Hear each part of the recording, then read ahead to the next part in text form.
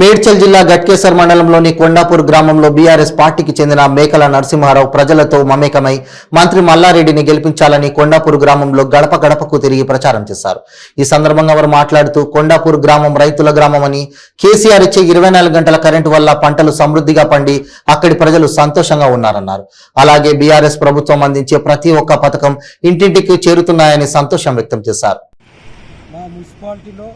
పెద్ద గుండెకాయ లాంటిది కొండాపూరు గ్రామం, కానీ ఇది మన మున్సిపాలిటీలో కలవడం అనేది చాలా మాకు, ఎందుకంటే ఇది రెవెన్యూ గ్రామం, ఇది రైతుల గ్రామం. 24 గంటలు విద్యుత్ కానీ కరెంటు కానీ ఇక్కడ రైతులు ఏంటంటే ఎడ్లు కానీ ఎస్సీలు కానీ ముదిరాజులు కానీ ఈ వ్యవసాయం మీద మా మున్సిపాలిటీలో బొక్కనగూడెం కానీ చంపన్నగూడెం కానీ కొండాపూర్ అనేది అత్యధిక సహకార సంఘంలో రైతులు ఉన్న మెంబర్షిప్ ఉన్నది ఏంటంటే మా కొండాపూర్ గ్రామం. ఇంకా వాస్తవంగా 24 గంటలు రైతు చాలా, ఎందుకంటే దేశానికి వెన్నుముక్కలు అంటాడు రైతు. మరి నేను సవాల్ చేస్తున్న కాంగ్రెస్ వాళ్ళకు, రైతు బంధుతోటి వాళ్ళు రైతు బీమాతోటి రైతులతోటి మా కొండాపురం సీనియర్ నాయకులు లక్ష్మారెడ్డి గారు కూడా రైతుల గురించి రైతు సంక్షేమం గురించి 6 నిమిషాలు కృషి చేస్తున్నాం. మా మల్లారెడ్డి గారి యొక్క నాయకత్వంలో, కేసీఆర్ యొక్క నాయకత్వంలో పనిచేస్తున్నాం. మేము నిజంగా దమ్ముంటే కాంగ్రెస్ వాళ్ళు గతంలో ఇలా పిసిసి అధ్యక్షుడు రేవంత్ రెడ్డి గారు ఒక్కసారి అన్న మా యొక్క కాన్స్టిట్యున్సీలో మా గ్రామంలో అంటే నేను మా గ్రామంలోనైనా కొండాపూర్లో వచ్చిండా సవాల్ చేస్తున్నా. ఆయన ఎంపీగా అయ్యిండు, ప్రశ్నించే హక్కు అంటుండ్రు. మరి ఆయన హక్కు ఎక్కడ పోయింది, ఆయన ఎక్కడ పోయిండు? మరి ఈనాడు కాంగ్రెస్ వాళ్ళు మేము ఇది చేస్తాం అది చేస్తాం అంటున్నాం. కర్ణాటకలో ఏం చేసిరో చెప్పమా. వాళ్ళు 24 గంటల విద్యుత్ ఇస్తురా, కరెంట్ ఇస్తురా చెప్పమా. 3 గంటలు అంటారు రేవంత్ రెడ్డి. 3 గంటలు అంటే ఒక మడి వంటింది కూడా కాదు. మరి అలా అందరూ కూడా విజ్ఞతగా వదిలేస్తున్నాం. ఈ కాంగ్రెస్ వాళ్ళ మాటలు ఎవరు నమ్మడు. ఇవాళ రేవంత్ రెడ్డికే దిక్కుమొక్కు లేదు. ఈ కాంగ్రెస్ వాళ్ళకి ఏముందయ్యా, సోయి ఉండాలి. ఏం పట్టుకన్నా సీనియర్ నాయకుడు సుధిరెడ్డి గారు, సీనియర్ నాయకుడు, ఆయనకు క్యాబినెట్ హోదా ఇచ్చారు, వాళ్ళ బాబుకు 2 గన్మెన్లు ఇచ్చారు. కేసీఆర్ గారు ఏం తప్పు చేసారు చెప్పు? ఆయనకో 2 గన్మెన్లు, ఈయనకో 2 గన్మెన్లు, ఆయన కొడుకో క్యాబినెట్, ఆయనకో బుగ్గ గారు, 2 లక్షల జీతము, 10 మంది సిబ్బంది. ఆలోచన చేయాలి ప్రజలు. వీళ్ళంతా ప్యాకేజీలతోటి పోయారు వాళ్ళందరూ నాయకులు. ఇలా వాళ్ళ మీద ఆత్మపరిచయం ప్రజలు బాగా ఆలోచిస్తున్నారండి. నాయకులందరూ కండవ కప్పితే పైసలు, ఏం పైసలు అవి? ప్రజలకు కొంటారు, నాయకులు కొనొచ్చు. ప్రజలకు కొంటే దమ్ముంది వాళ్ళకు. నిజంగా మీ రేవంత్ రెడ్డి గారు ఎప్పుడన్నా ఈ ప్రాంతంలో ఎంపీ అయ్యి ఈ మేడ్చల్ గురించి, మా గట్కేసర్ మున్సిపాలిటీ గురించి ఏనాడన్నా ప్రశ్నించిండా అనేది నేను కాంగ్రెస్ వాళ్ళకి సవాల్ చేస్తున్నా. నేను వాళ్ళని కించపరచలేను, వాళ్ళని దిగజార్చలేను. ఇకనైనా ఆ కాంగ్రెస్ వాళ్ళు 130 ఏళ్ళ చరిత్ర ఉంది. 10 ఏళ్ళు మా తెలంగాణ కేసీఆర్ గారు ఆయన పనులలో ఒత్తులు పెట్టుకొని ఈ తెలంగాణ గురించి కొట్లాడుతున్నారు. కొట్లాడి సాధించిన తెలంగాణ ఎవరో దయాదాక్షిణ్యం తోటి వచ్చిన తెలంగాణ కాదు.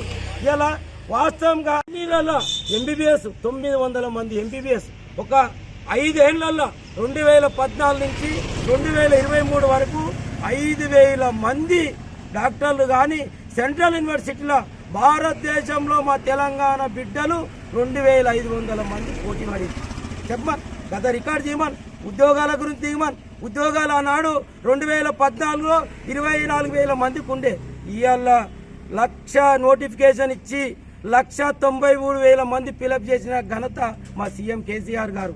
ఇలా మా మల్లారెడ్డి గారు అగర్నిశలు సొంత నిధులతోటి ఆయన సొంత గుళ్ళు గోపురాలు ఇలా ఎస్సీలకు కానీ బీసీలకు కానీ ముస్లింలకు కానీ ఇలా గట్కేసర్లో నేను సవాల్ విరుస్తున్నా. 60 ఏళ్ల చరిత్రల ముస్లిం సోదరులకు 3 ఎకరాలు ఇచ్చిన ఘనత ఎవరిదో మేము సవాల్ విరుస్తున్నాం.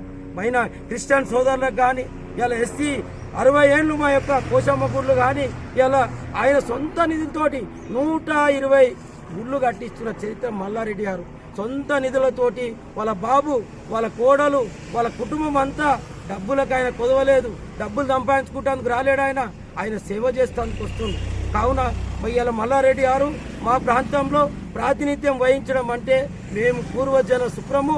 పార్టీలందరూ కూడా, నేను పార్టీలను విమర్శిస్తలేను, అన్ని పార్టీలను కూడా ఆలోచించండి. 60 ఏళ్ల క్రితం ఏం చేసిర్రు, మల్లారెడ్డి గారు ఏం చేసిర్రు, ఇలా కాంగ్రెస్ వాళ్ళు ఈ మా పార్టీలో ఉండి బ్రిడ్జ్ కాదు కాదు కాదు కాదు అన్నారు. మరి బ్రిడ్జ్ వస్తే మేము ఆయన కాళ్ళు కడుక్కొని ఎత్తి మీద పోసుకుంటాను, మేము ఆయన యొక్క అడుగుజాడలు నడిపిస్తాను. ఆయన సొంత నిధులతోటి బ్రిడ్జ్ చేస్తూ సోయి ఉండాలి కూడా. 10 ఏళ్ల నుండి ప్రశ్నించలేవు, ఇలా బ్రిడ్జ్ అవుతుంటే కూడా ఎంత ప్యాకేజీలతోటి పోయారు. ప్రజలు గమనిస్తున్నారు, ప్రజలు మా ఇంట ఉన్నారు.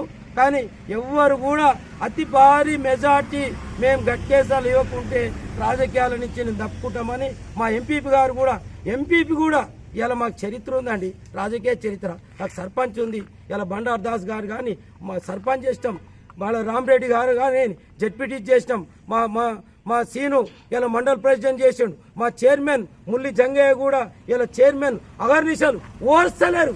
మేము చేసిన అభివృద్ధి చర్చకు రమ్మని నేను ఆల్ పార్టీలకు నేను సవాల్ ఇస్తున్నా. మీ పత్రికా విలేకరులతోటి చర్చ చేయమని. ఇలా ఎంతమంది ఉన్నారో అంతమంది సభాముఖంగా రమ్మాను, బహిరంగంగా రమ్మాను. వాళ్ళు నిజాయితీ ఉంటే వాళ్ళంతా మేధావులతోటి గట్కేసర్ ప్రాంత అభివృద్ధికి దాదాపు అంజనేయుల పంతుల నుంచి, బండారు దాస్ నుంచి, రామరెడ్డి నుంచి, మేఘల సుజాత నుంచి, బండారు సీన్ నుంచి, మళ్ళీ ముల్లిపావని జంగయ్య వరకు ఎవరు అభివృద్ధి చేసిర్రో మేము ఒక శ్వేతపత్రం రిలీజ్ చేయమని సభాముఖంగా నేను సవాల్ చేస్తున్నా. మేధావులు, రైతులు అందరు, విద్యార్థులు అందరూ కూడా ఆలోచించి తెలంగాణకు బలపరచాలని, మల్లారెడ్డి గారి నాయకత్వాన్ని బలపరచాలని నేను కోరుకుంటూ, జై తెలంగాణ, జై కేసీఆర్, జై మల్లన్న.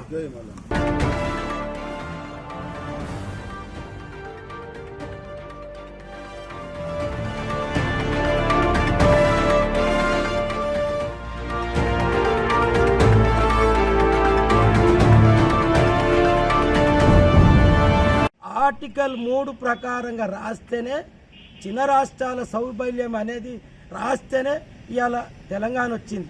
1200 మంది పొట్టన పెట్టుకుని కాంగ్రెస్ వాళ్ళు ఊకనే వచ్చిందా తెలంగాణ? మా సోనియా గాంధీ ఇచ్చింది. ఎక్కడ సోనియా గాంధీ అండి? ఎంతమంది ఉద్యమకాలు సకల జన సమ్మెలు నడిపించినాం. ఎంతో అందరి ఉద్యమ ఫలితంతో అందరితో వచ్చింది తెలంగాణ. ఇలా వచ్చిన తెలంగాణను వీళ్ళు ముంచడానికి వస్తున్నారు. కావున ప్రజలందరూ డాక్టర్ బాబాసాహెబ్ అంబేద్కర్కే అన్యాయం చేసింది. ఆయన నిజంగా నేను చెప్తున్నా, ఆయన రాజ్యాంగాన్ని సమర్పించిన 6 ఏళ్లకు చనిపోతే ఆయన కనీసం ఈ నెహ్రూ ప్రధాని ఆయన ఫ్లైట్ టికెట్ ఇవ్వలేని చరిత్ర ఉన్నది. ఇలా మేధావులందరూ ఆలోచించాలి. ఆయన 5 లక్షల అశేష జనావాయిలో ఆయన యొక్క అంత్యక్రియలు అయినా కూడా సోయి లేకుండా స్మృతి చిహ్నం, ఆయన చనిపోతే కూడా స్మృతి చిహ్నం కూడా నిర్మించలేని కాంగ్రెస్ చరిత్ర ఇలా మాట్లాడుతూ లగాంచి ఆయన పుట్టిన మవ్వ అనే గ్రామం నుంచి జోల పట్టుకురు అంబేద్కర్. మా అంబేద్కర్ అభిమానులు ఆలోచించండి. ఇలా బౌద్ధ ధర్మం నమ్మిన వాళ్ళందరూ కలిసి జోల పట్టుకొని డబ్బులు సేకరించి బౌద్ధ సాంప్రదాయాల ప్రకారంగా ఆయన స్మృతి చిహ్నాన్ని నిర్మించారు. నిజంగా ఇలా డాక్టర్ బాబాసాహెబ్ అంబేద్కర్ ఇవాళ రాజ్యాంగాన్ని ఇస్తే భారత రత్న కూడా ఇవ్వలేరు కాంగ్రెస్ వాళ్ళకు. అదే విపి సింగ్ గారు ప్రభుత్వంలో చనిపోయిన తర్వాత భారత రత్న ఇచ్చారు. కాంగ్రెస్ వాళ్ళకి ఏడసోయిందే, చనిపోతే ఫ్లైట్ టికెట్ ఇయ్యారు. ఆయన స్మృతి చిహ్నాన్ని నిర్మించారు. ఆయన భారత రత్న ఈ దేశానికి రాజ్యాంగం ఇచ్చిండు. ఈ రాజ్యాంగాన్ని దక్షిణాఫ్రికాలో ప్రపంచ దేశాలలో కొనవాడుతున్నారు.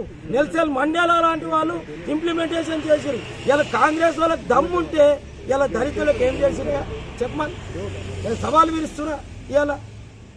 అందుకనే నేను ఈ తెలంగాణలో కాంగ్రెస్ వాళ్ళకి ఎవ్వరు నమ్మడు. ఇది ప్యాకేజీల పార్టీ, ప్యాకేజీల నాయకులు. కావున ప్రజలు మా సంక్షేమ పథకాలు ఇలా నిజంగా చెప్తున్నా, కేజీ టు పీజీలా మా దళిత సోదరులు ఎస్సీ, ఎస్టీ, బీసీ 6,25,000 మంది చదువుతున్నారండి. తెలుసా? ఒక సంవత్సరానికి 5,000 మంది